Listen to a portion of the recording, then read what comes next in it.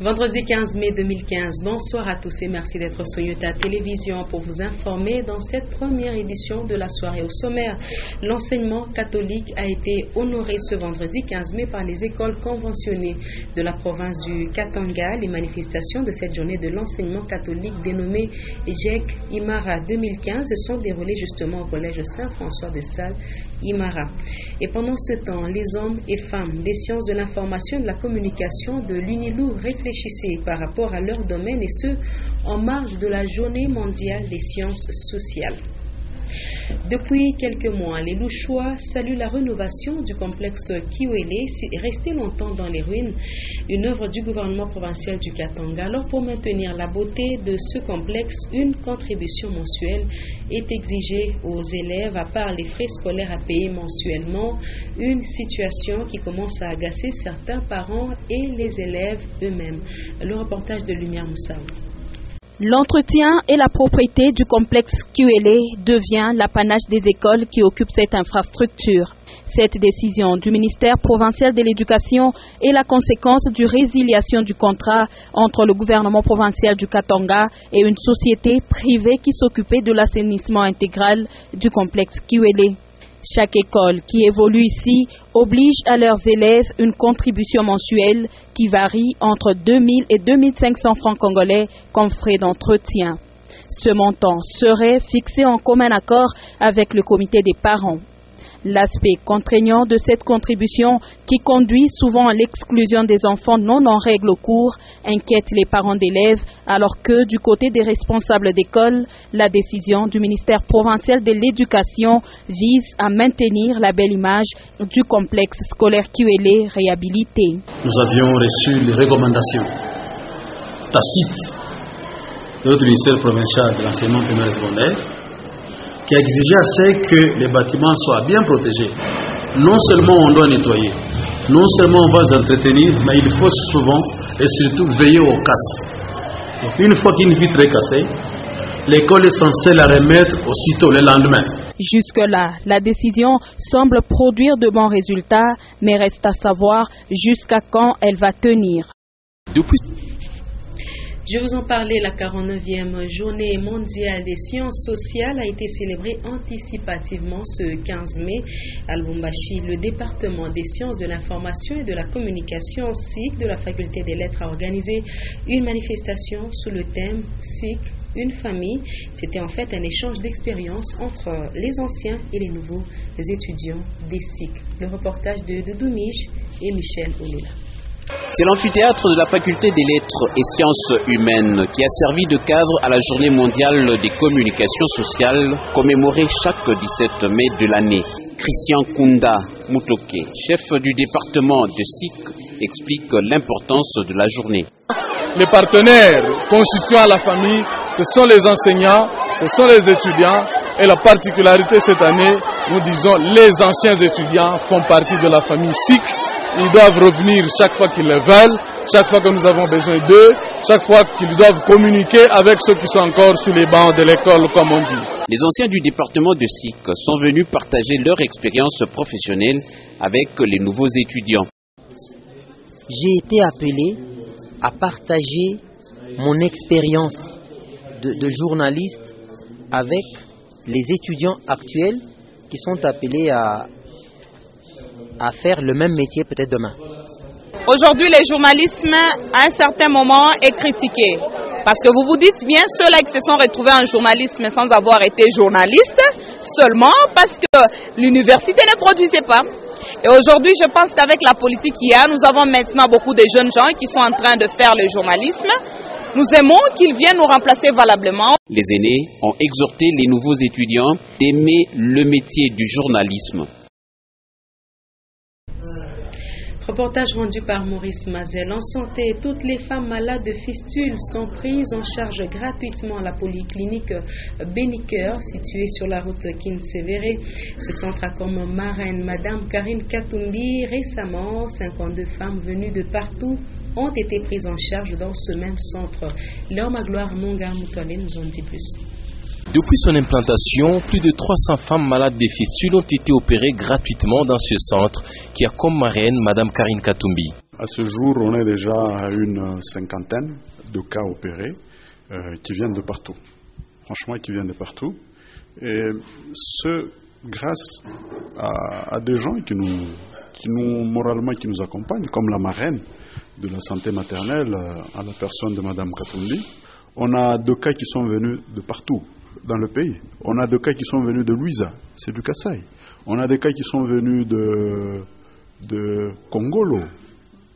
Vous vous rendez compte? Parmi les cas compliqués, mademoiselle Mouilamboué en provenance de Kiloa, qui, à cause de cette maladie, n'avait plus d'urètre, et ceci a été réparé ici même.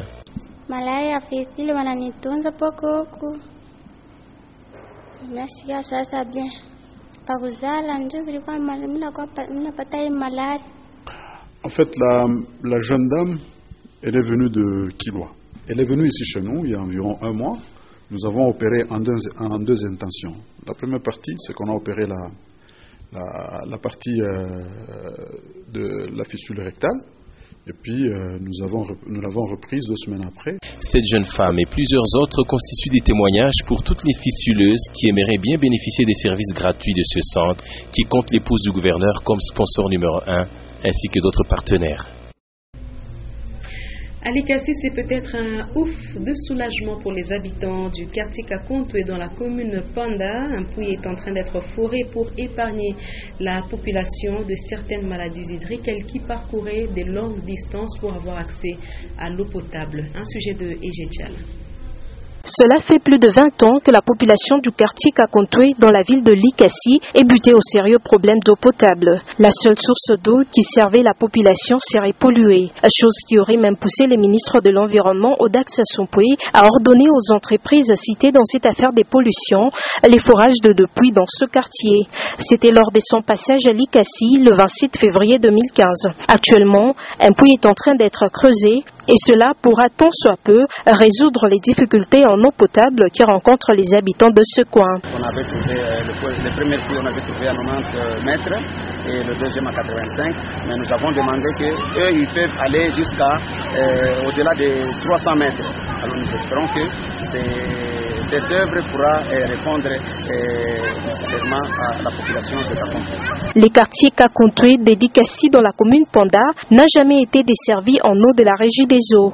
Et pour subvenir aux besoins ménagers, les habitants sont obligés de se rendre à plus de 5 km du quartier avec des bidons jaunes. Le ministre national des Transports a été devant les membres de la Chambre haute du Parlement congolais. Il est allé expliquer aux sénateurs la politique du gouvernement en matière des transports en République démocratique du Congo. Augustin Célestin Moubanza.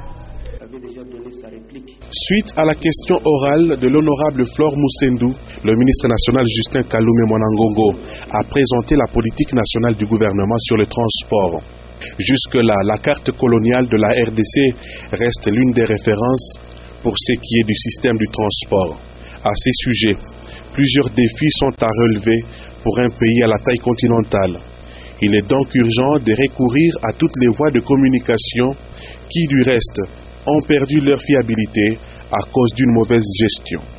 Les voies fluviales navigables, ferrées ainsi que la réhabilitation totale des routes nationales et provinciales doivent être totalement refaites pour faire de la République démocratique du Congo un pays accessible en interne et en externe.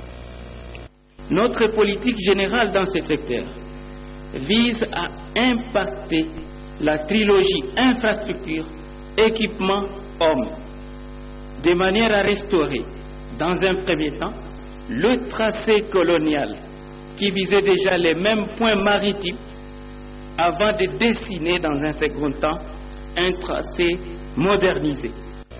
À ces jours, plus de 5000 km de voies ferrées sont totalement impraticables, alors que par elles, le pays communique avec ses voisins. Même situation pour les routes nationales et les voies fluviales du pays qui demeurent inaccessibles. À Lubumbashi, les creuseurs de Moilan et Gravier au quartier Kra dans la commune de Lubumbashi sont sommés de quitter ce lieu pour ne pas détruire le patrimoine de la SNEL. Ils ont creusé des vastes galeries sous les lignes haute tension. Maurice Mazel. Les poteaux électriques de la haute tension au quartier Kra dans la commune de Lubumbashi sont menacés de s'affaisser à l'avenir à cause des galeries souterraines que laissent les creuseurs de moellons, gravier et sable. L'autorité urbaine, Jean-Oscar Sangouza Mutunda, a sensibilisé les creuseurs afin d'évacuer au plus tôt le site pour sauver le patrimoine de la Société nationale d'électricité. Il y a des gens qui n'ont rien compris, qui se sont mis à creuser un grand ravin ici. Et c'est par rapport maintenant à tout ce que vous voyez ici, les poteaux, des lignes à haute tension. Donc ces poteaux sont en danger. D'ici la saison des pluies prochaines, si on laisse ça, je crois que nous serons en danger à Lubumbashi. En attendant leur départ, la mairie de Lubumbashi a déployé un engin pour remplir les vides laissés par les creuseurs artisanaux.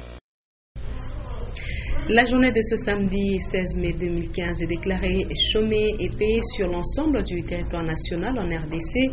La raison, la célébration du 18e anniversaire de la libération de la République démocratique du Congo par les forces de l'AFDL.